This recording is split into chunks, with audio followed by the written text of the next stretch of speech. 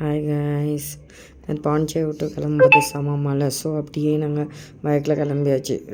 Residency எதுவும் கிடைக்கல. So அப்படியே நாங்கள் ஒரே ஒரு ஹோட்டல் கூட சேர்ந்துருந்தேன். ஸோ அப்படியே தம்பியை கூப்பிட்டு போக முடியாதுன்னு சொல்லிட்டு அப்படியே போய் குளிச்சுட்டு சாப்பிட்டுட்டு போயிட்டோம். அம்மா குளிர் மழை சளி பிடிச்சிக்கிட்டு அதுக்கப்புறம் அப்படியே சாப்பிட்டு நல்லா இருந்துச்சு. இப்போ ரேட் தான் அதிகம். பூரிலாம் செம்மையாக இருந்துச்சு.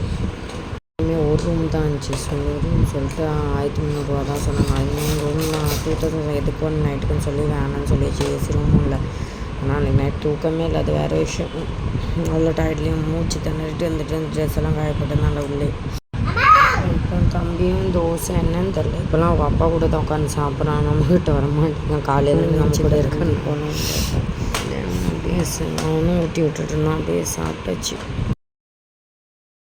எனக்கு சோளாப்பூர் ரொம்ப பிடிக்கும். கமெண்ட்டில் சொல்லுங்கள். எனக்கு புஃபன் வந்தால் ரொம்ப பிடிக்கும். எனக்கெல்லாம் இப்படி புஃபன் வரவே வராது. இதான் கிளம்பியாச்சு கொடைக்கானலுக்கு. பாய்.